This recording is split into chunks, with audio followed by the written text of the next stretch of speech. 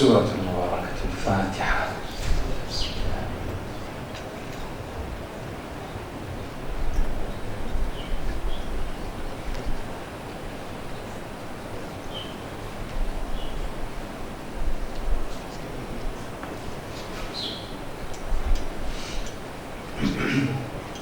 أعوذ بالله السميع العليم من الشيطان اللعين الرجيم. بسم الله الرحمن الرحيم. الحمد لله رب العالمين. الحمد لله والحمد حقه كما يستحقه حمدا كثيرا. وأعوذ به من شر نفسي إن النفس لأمارة بالسوء إلا ما رحم ربي. والصلاة والسلام على أشرف الأنبياء وسيد المرسلين خاتم النبيين سيدنا وحبيب قلوبنا وشفيع ذنوبنا أبي القاسم محمد. اللهم صل على محمد وآل محمد وعلى أهل بيته الطيبين الطاهرين المعصومين المطهرين المكرمين الذين أذهب الله عنهم الرجس وطهرهم تطهيرا. اللهم صل على محمد وآل محمد. قال الله العظيم في كتابه الكريم وهو أحسن القائلين وأصدق الصادقين. بسم الله الرحمن الرحيم. وما كان لمؤمن ولا مؤمنة إذا قضى الله ورسوله أمرا أن يكون لهم الخيرة من أمرهم. آمنا بالله. صدق الله العلي العظيم. For the purification of the souls, the enlightenment of the hearts, for the hastening of the reappearance of the awaited Savior, Ajallahu Ta'ala Farajul Sharif, and for the acceptance of our deeds, purify your souls and the atmosphere with the recitation of salawat upon Muhammad wa ali Muhammad.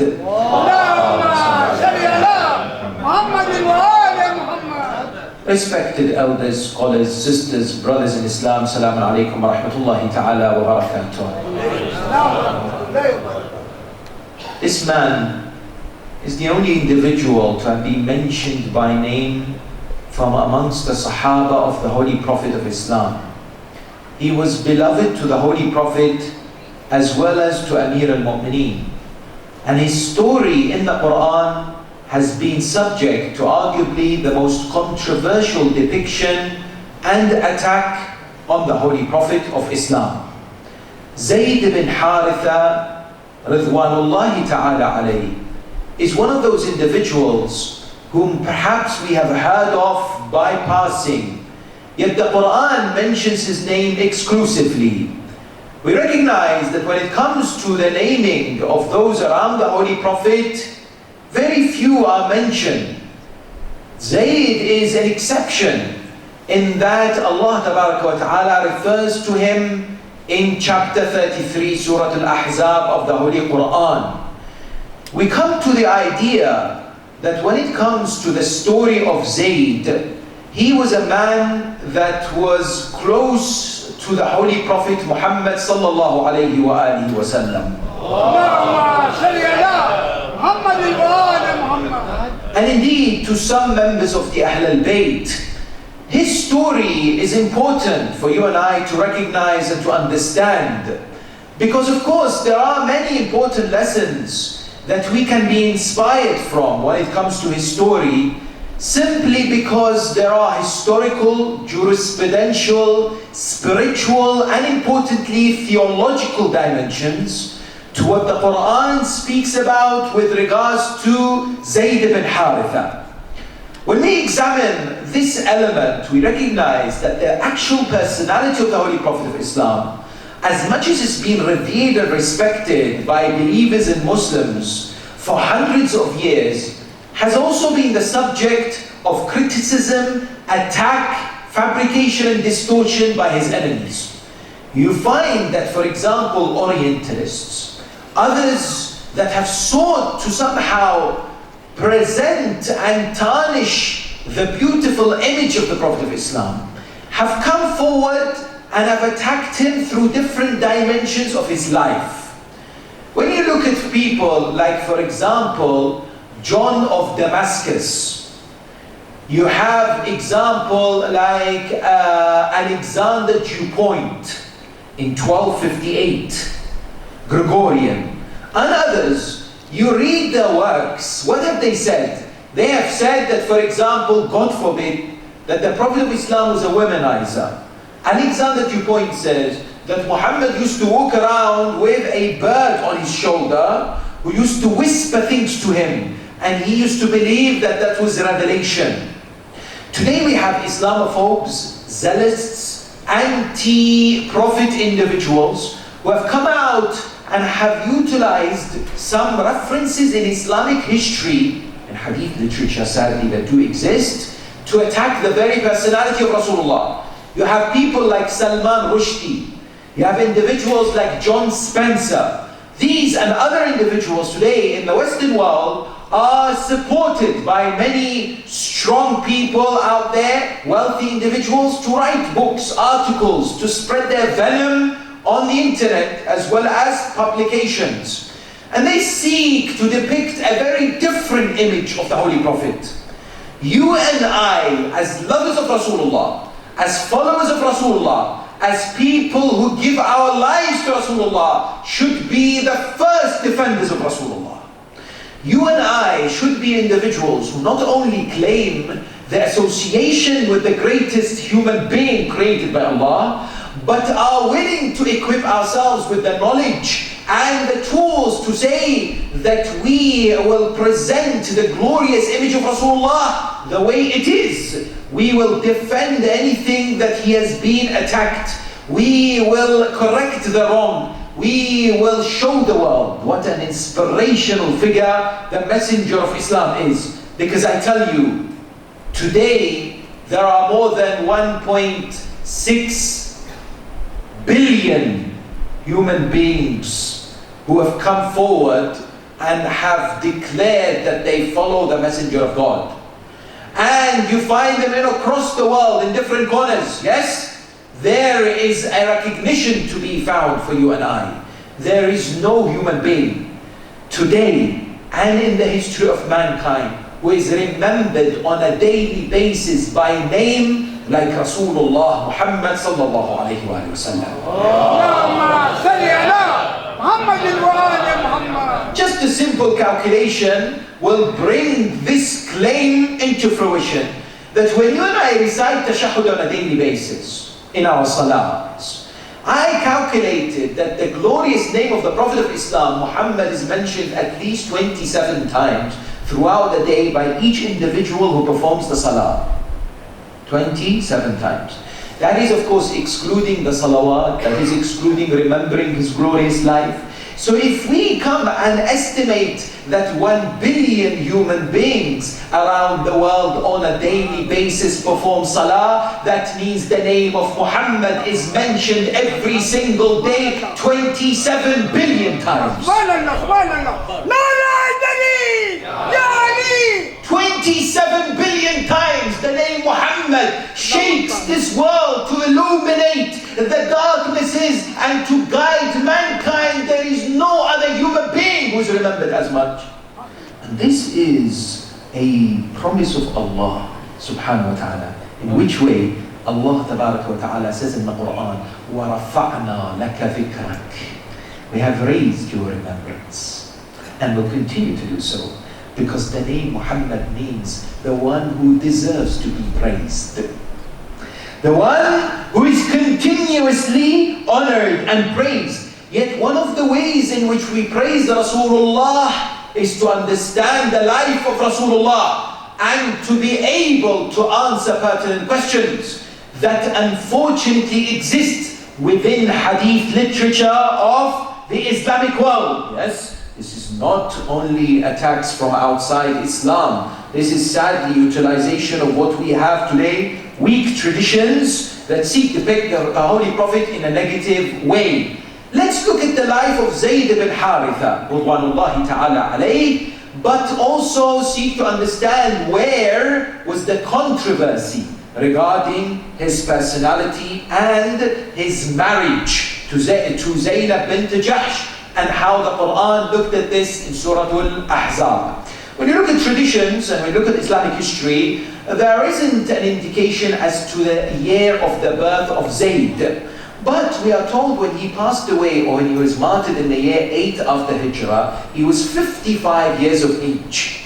Meaning that he was 6 years younger than the Prophet of Islam. Zayd Ibn Haritha, one time when he was young, he accompanied his mother to visit a city. It is not well known where this city is, but immediately he was captured because the city was attacked by an army. This is how, unfortunately, some individuals became enslaved. How they became part of the slavery system, that they would be at the wrong place at the wrong time. Zayd ibn Haritha is captured, he's taken as a slave, he's taken towards Mecca. When he's taken towards Mecca, the brother of Khadija salamullahi alayha purchases him and gifts him to Khadija, peace and blessings be upon her. Now this particular young man, Zayd ibn Haritha, is gifted to Khadija, and Khadija salamullahi alayha, when she marries the Prophet of Islam, she gifts Zayd as a servant, as a slave, to whom? To the Holy Prophet himself. And Zayd became very fond of this association that he had with Rasulullah. The narrations tell us that he would accompany him everywhere. And this was before the first revelation. We are told that some people saw Zayd with the Holy Prophet. When they saw Zayd, they went and informed his father that we have found your son. Your son is in Mecca. He is with this man known as As-Sadiq Al-Amin. His father came to Mecca. He came and asked, where is this man by the name of Muhammad? They told him he lives in this place and he can be found in this particular area. He went, he saw the Prophet, and he said to him, Ya Muhammad, this Zayd that is your slave is my son. I am willing to purchase him from you. I want my son back. The Prophet said, no need, I free him for the sake of Allah. Yes, he is hur fi sabilillah, he's free to join you. Zayd looked at his father, historically it's written, he said, Wallah, by God, there is nothing beloved, more likable to me in my life than Muhammad. I will never leave him, not even for my father. I am staying with him, yes? The recognition therefore was that his father Haritha became angry with him. How can you not come to your own father? Yes? Zayd said that my life with Muhammad is the most beautiful of lives. I enjoy being next to him. I enjoy serving him. I am not going to, there is no point for my life without him. This is the words of Zayd. Yes. Then Haritha, his father, said, very well, I disown you. You are no longer my son. I have nothing to do with you. Yes. After this, what happened was that the Prophet of Islam adopted him. The Prophet of Islam came and said, you are my adopted son.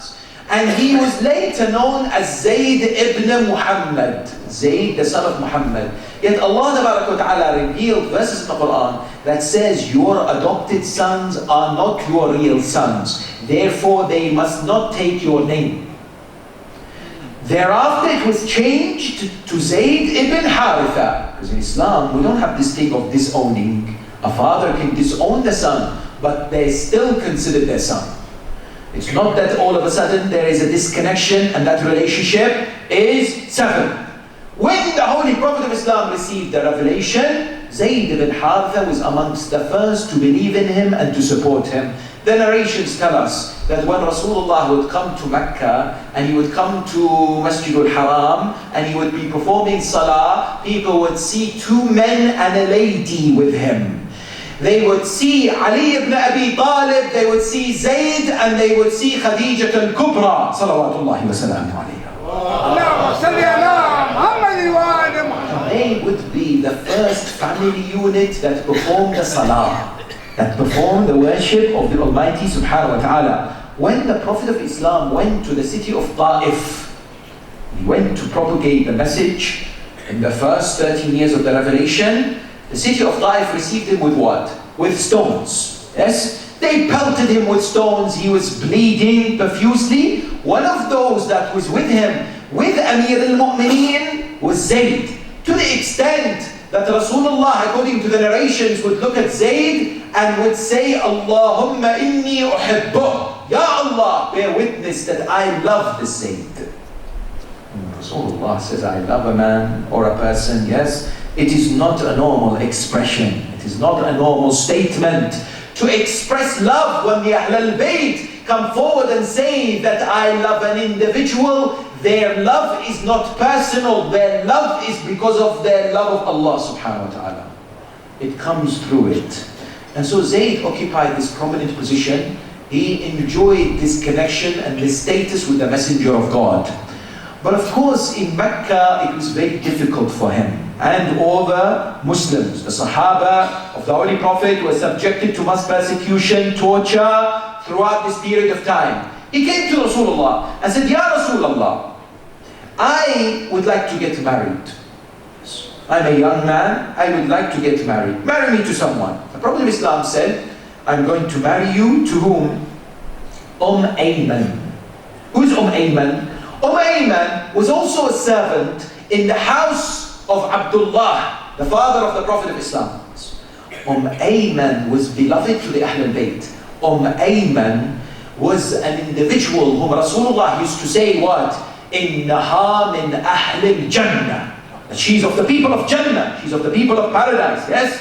Ayman was very righteous lady. In history, one of the few who witnessed that the land of Fadak was given to the Lady of Light, Fatima al-Zahra, salawatullahi wa salamu alayha. Allahumma salli ala Muhammadin wa ali Muhammad. Was whom? Was Ayman, yes? To the extent that she came to the ruling establishment and she said to them, when they usurped Fadak from Fatima, she said to them, I swear by Allah, did you not hear the Prophet say, Ayman is one of the people of Jannah? This is found where? It's found in the commentary of Nahj al-Balagha by Ibn Abi al-Hadid al-Mu'tazili. He's a Mu'tazilite, non-Shia, yes? He writes that Ayman came and was one of the witnesses to say, I saw and I bear witness that Rasulullah in the year 7 after Hijrah, after the battle of Khaybar, gave Fadak to his daughter Fatima. I bear witness. And she said to them, don't you remember that the Prophet said, I am of the people of Jannah, which means I don't lie, which means I'm stating the truth. They rejected her. Of course they would reject her, because they rejected those who are ma'soom, whom Allah subhanahu wa ta'ala says, إِنَّمَا يُرِيدُ اللَّهُ لِيُذْهِبَ عَنْكُمُ الرِّجْسَ أَهْلَ الْبَيْتِ. Yes? Therefore they rejected Ayman too. But she married whom? She married Zayd Ibn Haritha. Who did they have as a child? Usama. Now you are beginning to piece the puzzle. Who is Usama? Usama ibn Zayd, the 19-year-old young boy whom at the time of what? During the last few months of the life of the Messenger of Islam, he made him the commander of the army to go and fight the Romans. And some of the prominent Sahaba objected and said, he's only 19, 20, how can he lead us? And the Prophet would sit on the minbar, according to Allama Shahristani in his book Milal al-Nahl, non-Shia. He says, the Prophet says, لَعَنَ اللَّهُ مَنْ تَخَلَّفَ عَنْ جَيْشِ Usama. Anyone who doesn't go with the army of Usama, Allah will withdraw His mercy from him. Yes? Usama ibn Zayd was what? Was a son that was born out of this particular relationship. Later, Zayd, his son Usama, and his wife Ayman were forced to migrate. They migrated towards Medina before the Messenger of Islam went on the migration. They settled in the holy city of Medina, welcoming the Messenger of God. And when the Prophet of Islam arrived in Medina, like so many other Muslims, indeed it was a joyous occasion. Zayd is considered of the Muhajirin. He was welcomed by the Ansar, yes, without a shadow of a doubt. And he took part in the battles of Badr, Uhud, yes, as well as Khandaq and Khaybar. He was a man who was very much at the forefront. He was not afraid to sacrifice his life for the religion of Islam. And narrations tell us that Amir al-Mu'mineen also was fond of him. Amir al-Mu'mineen also loved him. At the same time, one narrations tell us that in the battle of Badr, what happened in Badr was that Rasulullah said to Zayd, "Oh Zayd, go to Medina and inform the people of Medina about the victory that Allah has given us in Badr." So Zayd was the one who was entrusted with the responsibility to declare to the Muslims that victory has been attained in the battle of Badr. In Medina, he comes to the Prophet and says, "Ya Rasulullah, marry me." This is where his second wife. It was very common at that time to marry more than one individual. Here we have this story that the Quran begins to describe in chapter 33. The first area to discuss before looking at the verses is what? Is that the Messenger of God was an individual who sought reform in society. Rasulullah was not looking to please people. Rasulullah was a legislator, a reformist, a great statesman who sought to establish Allah subhanahu wa ta'ala's laws on this earth. One of the things he sought to do in society, especially at that time, Arabian society was strife with racism, with bigotry, with people saying, "I am better than the other person. I am in a higher class than the other person." Yes? One of the things that Rasulullah sought to achieve and accomplish, and he did, was to break these barriers and to say that if somebody is from, for example, an aristocratic family, they can marry an ex-slave. Yes, there is nothing wrong with that. Al-Maqdad ibn al-Aswad, he came and married a maid lady by the name of Dhubaba. Yes, Dhubaba was also quite well. Al-Maqdad was a dark in complexion and was also a slave. Rasulullah made them come together in order to shatter these kinds of thinking and this kind of separation and forms of racism that existed in that society. That's why he would honor Bilal, isn't it? Why he would give so much responsibility for Bilal. That's why he would say, "Salmanu minna ahl al-bayt." When it comes to today's world, 1400 years, even later, you might think that racism is no longer prevalent, but you look in different parts of the world, you have presidents of certain countries, you have individuals who are in leadership positions, you have movements such as the white supremacists. They have what? A very much extremist, racist agenda, isn't it? That it's still a disease that is plaguing humankind. And Rasulullah was one of the first to what? To carry the flag of equality and to what? Call for respect of all human beings. That's why when Zayd Ibn Haritha, who is his adopted son, who is an ex-slave, came to him and said to him, "I wish to get married," he said, "I will marry you to my cousin." Who is his cousin? Zaynab bint Jahsh. Who is Zaynab bint Jahsh? Her mother is Umama. Umama is the sister of Abdul Muttalib,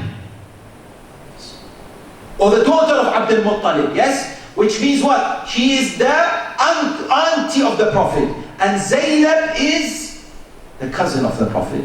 So Umama, yes, is the auntie of Rasulullah. And what? Her daughter is Zaynab. Zaynab bint Jahsh was from a very well-known family, yes, very well respected. She was hoping that the Prophet would marry her. She was waiting for that, yes. When the Prophet of Islam sent her a message through her brother and Abdullah ibn Jahsh, Abdullah received a message from Rasulullah and says, "I wish to carry out the nikah for Zaynab." Initially, she had in her mind what? Initially, she had in her mind that the Prophet is going to marry her. So she agreed. She was joyful, she was delighted, she was very happy that that is what is going to happen. Later she recognized it wasn't the Prophet, it was whom?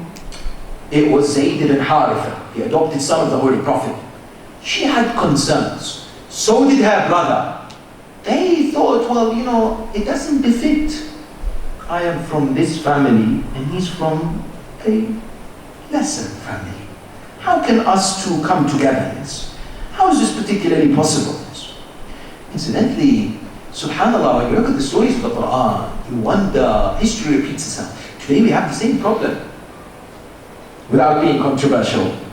Today we have the same problem in different communities. I'm in Iraq, I'll tell you about the Iraqi community, yes? For example, in certain parts of Iraq today, if somebody is from Najaf, and for example, they're looking, or there's a lady from Najaf, there are people who come from the south, for example, from Basra. They propose. There are some who say, I am from Najaf, you're from Basra, it's not the same. Yes. You should be from similar. That kind of thinking exists even today, yes? When it comes to mentalities as far as what? As far as marriage is concerned. I tell you, how many times you find when it comes to marriage, culture supersedes religion. Many times people don't like it when we speak about this notion that a Sayyida can marry a non-Sayyid. People don't like it. They say, why are you picking on these issues? It's fine, yes, let the Sayyida only marry a Sayyid. That's how it should be. No. Islam comes forward and says, very well, there's no harm in saying that I want my daughter to marry a Sayyid. But if a non-Sayyid comes to propose for your daughter and they have good qualities, yes, you should not stop that from happening, because in Islamic law, there is no such thing, yes? There is no marja who says that a Sayyida must marry a Sayyid. And I know in certain communities it's very big, yes? And some people don't like this being mentioned. But the member of Rasulullah, the member of Hussein is not a member for pleasing people. It's the member of reform and change for the sake of Allah. Not a member that I want to hear whatever I like to hear. Yes. The recognition therefore is what? Is that Zaynab bint Jahsh, she recognized this was a command from Allah. Allah subhanahu wa ta'ala in the Holy Quran says the following. Bismillah ar-Rahman ar-Rahim. وَمَا كَانَ لِمُؤْمِنٍ وَلَا مُؤْمِنَةٍ إِذَا قَضَى اللَّهُ وَرَسُولُهُ أَمْرًا أَنْ يَكُونَ لَهُمُ الْخِيَرَةُ مِنْ أَمْرِهِمْ. It is not for the believer, male and female, when Allah and His Messenger declare that something has to happen, that you have a choice. What an amazing introduction to this story, yes. How pertinent it is today, subhanAllah. Because today, I call the practice of religion in some quarters around the world, you know what I call it? I call it cherry-picking microwave religion. You know what that means?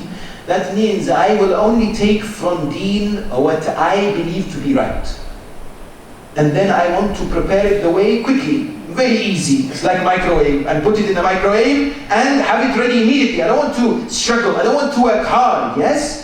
The recognition is Allah subhanahu wa ta'ala says you've become a Muslim, you've submitted to Allah. This is better for you, this is your salvation, this is your well-being in dunya and akhirah. Allah and His Messenger know best. Don't come forward and say, I think. You know, Maraja 1400 years have said, for example, hijab is wajib. And then you have one person coming and saying, I think it's not good to have hijab. There is Islamophobia, don't wear hijab. Allah and His Messenger have said, you and I are not to come and say yes, not to come and start pushing boundaries and start confusing people. The recognition therefore is Allah sets the general framework for what? General framework for the discussion and for the story that is about to be discussed. Very briefly, what's the story before looking at the verses? The story is Zaynab marries Zayd. But unfortunately, Zaynab's mentality was not necessarily the right way. In which way? We are told that in her marriage with Zayd, she used to constantly remind him that she is better than him. She used to constantly say that I am from a better family, I'm more from a prestigious background, I am more from an established family, you're an ex-slave.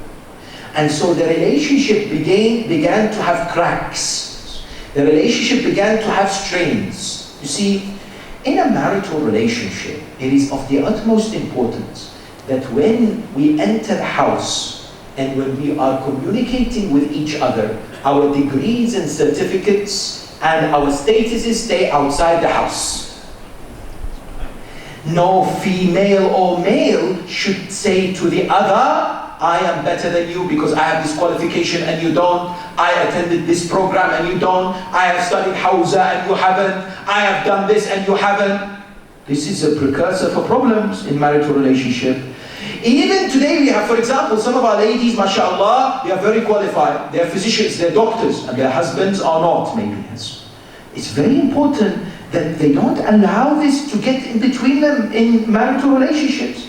Yes, it's very important that they don't allow this to create conflict and dissension in marriage. Yes, because the spirit of marriage is love and respect between the other, not superiority over the other. And the key tool here is to help each other to become the best servant of Allah subhanahu wa ta'ala.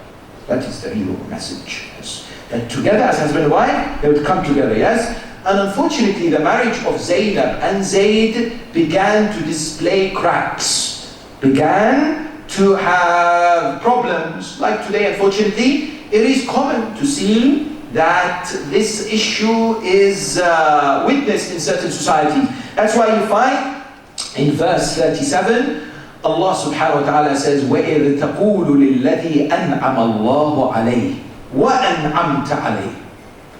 The Prophet of Islam was what? Was visited by Zayd. Zayd said to him, Ya Rasulullah, I'm going through difficulty. My wife is what? Is making my life very difficult, and we are not getting along. Quran says, when you say to the one whom Allah has blessed and you has blessed. How has Allah subhanahu wa ta'ala blessed him? Well, He has blessed him with Iman, with Islam. And how has the Prophet of Islam blessed him? Blessed him through making him his son. Blessed him by freeing him. Made him what? Liberated from slavery. أَمْسِكْ عَلَيْكَ زَوْجَكَ. The Prophet kept saying to Zayd, keep at it, work hard, don't give up, don't walk away from this marriage, yes? Struggle, it's not easy, أَمْسِكْ. This is a very important lesson for you and I. Because sometimes there is a tendency for people, when they see immediately issues happening, especially in the first few years of marriage, they start walking away. Or they started making judgments. Or they start making it impact the way they look at the others. They start to despise each other, whereas they should seek some tools to improve what they have, looking at themselves first. Many times we want to change the other. Perhaps we should examine how we are conducting ourselves if there are problems in a marital relationship. Sometimes we look for an easy exit, quickly. Yes, I remember reading this person, his brother, was having difficulties with his wife. A lot of fighting, a lot of issues in their marriage. So he decides to go and see his friend who's a doctor. And he says to him, you've got to help me. His friend says, what is it that I can do for you? He says, you must speak to my wife as a doctor and say to her, she is causing too much stress for me. And that she needs to become less stressful for me. Otherwise, I'm going to collapse and die. Make the story up. So the doctor says, very well, I'll speak to her. So one day, he took his wife to see his friend who's a doctor. He sat outside the room and he said to her, go inside, I don't want to listen to your conversation, he wants to speak to you. So this doctor friend of her husband sat with her and said to her, I have examined your husband.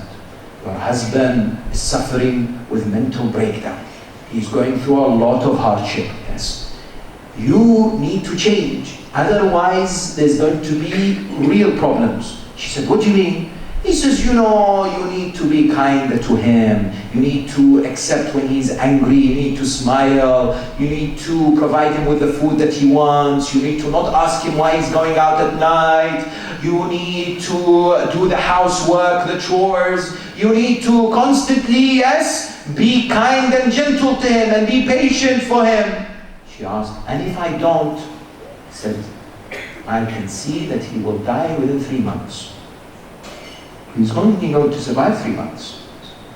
She came out of the room. The husband is now smiling. He says to his wife, so, what is the outcome? She looked at him and says, you're going to die in 3 months. The idea is what? The idea is that sometimes we look for the exit clause, yes? The way that the Quran informs us is to persevere, to struggle, to look at any means to repair and to work very hard. Loyalty is key. Loyalty to each other is detrimental. Now, when the Quran comes forward and says, وَتُخْفِي فِي نَفْسِكَ. Now, what happened was, unfortunately, Zayd struggled, but it was not to be. And unfortunately, the relationship became even worse. Eventually, he decides to what? Decides to divorce Zaynab. And when he divorces Zaynab, Allah subhanahu wa ta'ala, after her iddah period is over, commands the messenger of God to marry Zaynab. Why?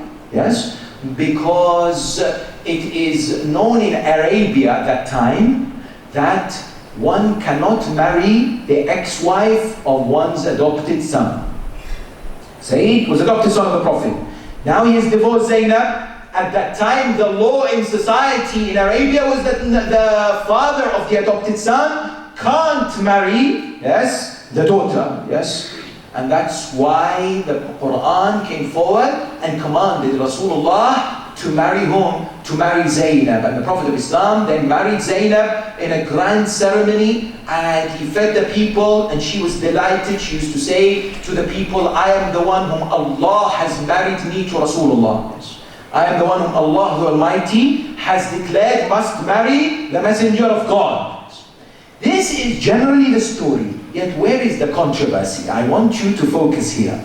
In my humble opinion, having studied the life of the Prophet, having studied the works of these Orientalists, this is the biggest attack against the Prophet. This story is the biggest issue they have against Rasulullah. Yes? They are always picking on this story of Zaynab bint Jahsh and the marriage of Zaynab bint Jahsh. Why? Because we have narrations like, for example, Allama Tabari. Tabari's history is very famous, yes, of our brothers. Very famous Tabari history. What does Tabari say? Tabari says when Rasulullah kept telling Zayd, stick at it, work hard, struggle. One day, he went to the house of Zayd and he saw Zaynab, his cousin, and he became enchanted with her. By looking at her, he has some great desire for her. Yes. And that is why then Zayd knew that Rasulullah wanted his wife. He divorced his wife so that the Prophet can marry. That is one depiction. Another depiction comes forward and says what? Another depiction comes forward and says, Quran is rebuking the Prophet. Quran is telling the Prophet what? Quran is saying to the Prophet, why did you hide that which Allah has already told you? Why? Because you look at the verses, what does it say? وَتَخْشَى النَّاسِ وَتُخْفِي فِي نَفْسِكَ. We're still in verse 37. You hide in yourself مَا اللَّهُ مُبْدِيهِ, what Allah is going to reveal. وَتَخْشَى النَّاسِ وَاللَّهُ أَحَقُّ أَن تَخْشَى. You are afraid of people, but you must be more afraid of Allah subhanahu wa ta'ala. So the moment I read this, I think, oh, Allah is rebuking the Prophet. He's telling the Prophet, how can you fear people and not fear the Almighty? True? When you first read these verses in the translation, that's the first idea that emerges in your mind. And because of this, sadly, some interpretations have emerged in this line. So for example, Allama Fakhruddin Abazi, one of the Mufassirin of the Quran, of our brothers, the other schools of thought, have come forward and said what? And said, that's okay, it was not a sin. The Prophet shouldn't have done this. He shouldn't have looked at Zaynab, he shouldn't have had that feelings for Zaynab, and Allah is rebuking him and is telling him you shouldn't have done this. Because he didn't tell him to ask for forgiveness. He said, no, he didn't say ask for tawbah. He just said, why are you afraid of people? Not afraid of me, the Almighty says in the Quran. So that's why we don't believe it's a sin, according to him. Yes. These and many other interpretations exist. How do the school of Ahlul Bayt tackle this issue? This is amongst a number of verses in the Quran that seemingly question the isma of the Prophet of Islam. Isma, the error-free, sinless belief that he and the Ahlul Bayt and all the prophets are ma'soom. Seemingly questioning. Abasa wa tawalla an ja'ahu al-a'ma. Chapter 80, Surah Abas. That he frowned and turned away because the blind man had come. Our brothers from the other school, over 1 billion human beings today, if you ask them, they will tell you it's the Prophet. Because vast majority, 90% of the books say what? That it was the Prophet. He was there, he sat down, he was talking to Quraysh, and all of a sudden a blind man, Abdullah ibn Maktoum, enters, he frowns and turns away. Why have you disturbed me? And Allah rebukes him. عَبَسَ وَتَوَلَّى أَنْ جَاءَهُ الْأَعْمَى وَمَا يُدْرِيكَ لَعَلَّهُ يَزَّكَّى. How do you know? Maybe this blind man is looking for purification. And so they say Allah subhanahu wa ta'ala is talking harshly with the Prophet because he didn't do something right, but it's not a sin. I ask you and I tell you this, and I often tell people that the month of Ramadan is very hard to keep focused after iftar. But if there is one message that you take from these majalis, tonight's majlis, one important message, take this. There is no school in Islam that defends and protects and exonerates Rasulullah like the school of Ali Muhammad.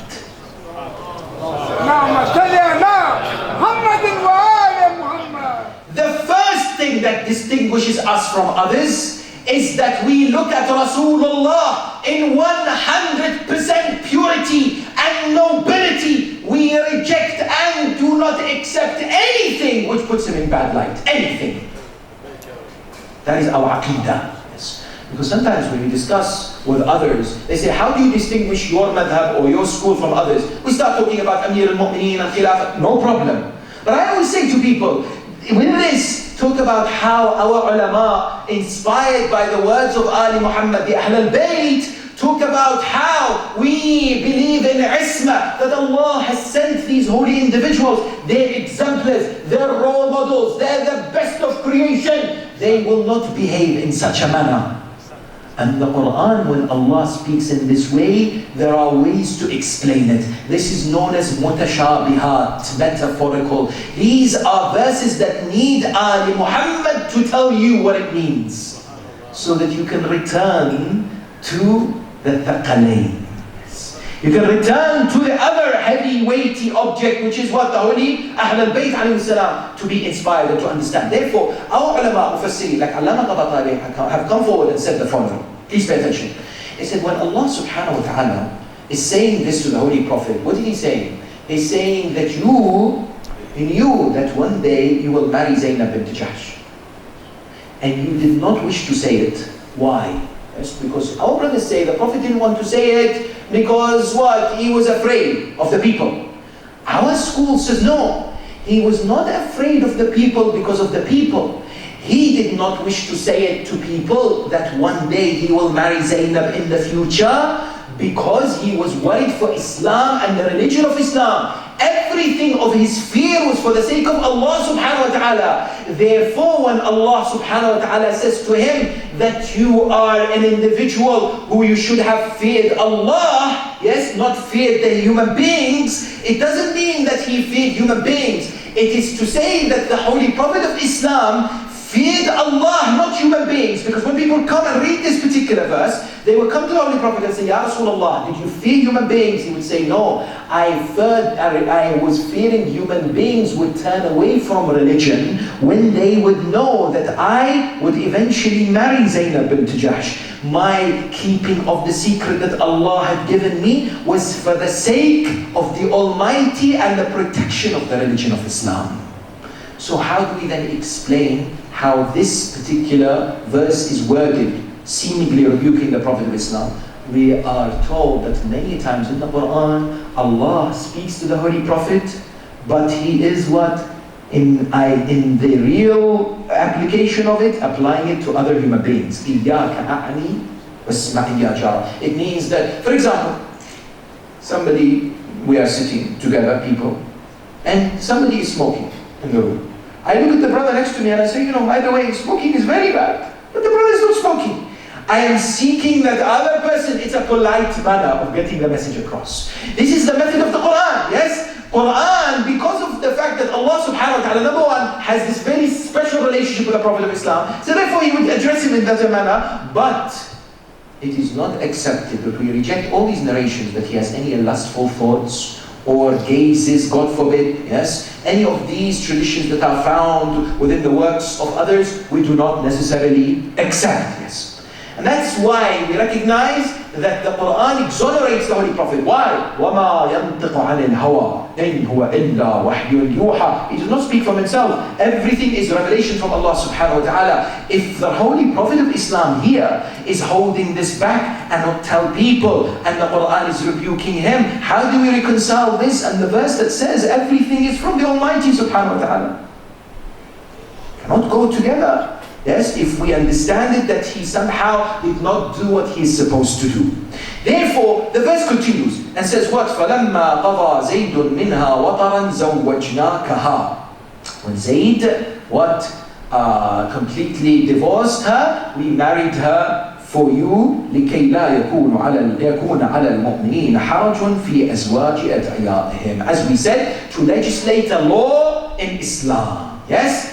Therefore, when it comes to this story, what do we find? We find an important lesson that we need to learn, yes, in the next few minutes, and that is how to strengthen when it comes to marital relationships. What is the key that sometimes is missing in marriages that must be worked on? Very briefly, many times you see in marriage people talking about love, that marriages need to display and exhibit love, yes, between the other. But love is a very universal concept. It's a language everybody speaks. But I use the word language. Why? Because today it's being shown that just like how I can speak Swahili and Gujarati and Urdu and Arabic and English, yes, and if I speak a particular language you will not understand, love can also be explained and demonstrated and given through different ways and languages. And sometimes in marriages, how I show love to my wife and how she shows love to me is not grasped because it is not how I want love to be received. Today, scientists and others, behavioral experts have said, for example, there are 5 ways in which you can express love to each other as a husband and wife. You see, for example, there are people who like it when you say good things about them, words of affirmation. This is the best way of love, because I've seen husbands, they say, I show love to my wife. How do you show love? I take her to a very expensive vacation and holiday. Maybe that's not what she's looking for. Maybe for her, that is not the love that she seeks. She wants you to say to her, yes, how amazing she is. She wants to hear from you praise about her work, her qualities, her characteristics, and vice versa. Vice versa. When the Prophet of Islam, 1400 years ago, says when the husband says to his wife, I love you, it doesn't leave her heart. Number one, doesn't mean you say it only once. Some believers say, I said to her 20 years ago. It's in her heart, yes? No, it means the Prophet of Islam says, have a habit of communicating with each other by expressing your admiration of the other. When this doesn't happen, there is a breakdown in love for some people. For others, it could be acts of service, meaning what? That for husbands, perhaps one way to show love to the wife is to do some of the chores or some of the responsibilities that normally the wives do. And that demonstrates a great degree of affinity and connection. For others, it may be gifts. For others, it may be from time to time. The Prophet of Islam says, tahaddu tahabbu. That love is inculcated in strength through presentation of gifts between each other. Not only at anniversaries, not only at birthdays, but unexpected gifts, unexpected flowers, unexpected something from here and there, yes? To take them by surprise. It is also highly appreciated. It could be their way of seeking that love.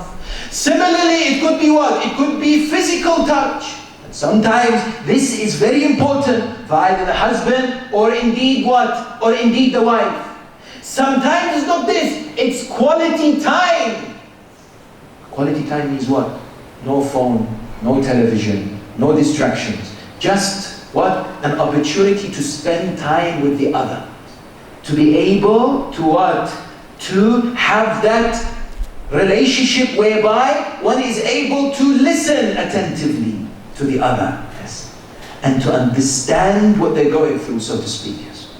The recognition, therefore, is that you and I, as people who follow this important, beautiful set of instructions, we need to look for these tools to enhance our relationships and to develop them together as partners as far as husband and wife is concerned. And to ask and to be illuminated and to read and equip ourselves with modern tools that without a shadow of a doubt have been demonstrated 1400 years ago through the Holy Quran and the words of the Ahlul Bayt. Zayd therefore was sent by the Messenger of God to propose. After his divorce, he went to the Zaynab, his ex-wife, and says, Rasulullah wants to marry you. Subhanallah. See, today when people divorce, you find them speaking so much ill of each other. Why? I remember somebody who divorced his wife, was about to divorce his wife. Someone came and said, what's wrong with your wife? He said, she's my wife. I can't say anything bad about her. After they divorced, they came back to this person and say, now you're divorced. What was wrong with your wife? He said, she's a sister in Islam. I can't say anything about her bad. Unfortunately, when there is divorce, all of a sudden it gives the green light for people to start bashing each other, start talking negatively against each other. Zayd was the one who demonstrated that, no, I will go and propose on behalf of Rasulullah for my ex-wife. And he went, he proposed to Zaynab, and the marriage took place. Zayd, salamullahi alayhi, fought then, where in a battle known as Mu'tah, yes, in the year 8 after Hijrah, against the Romans in modern day Jordan, yes.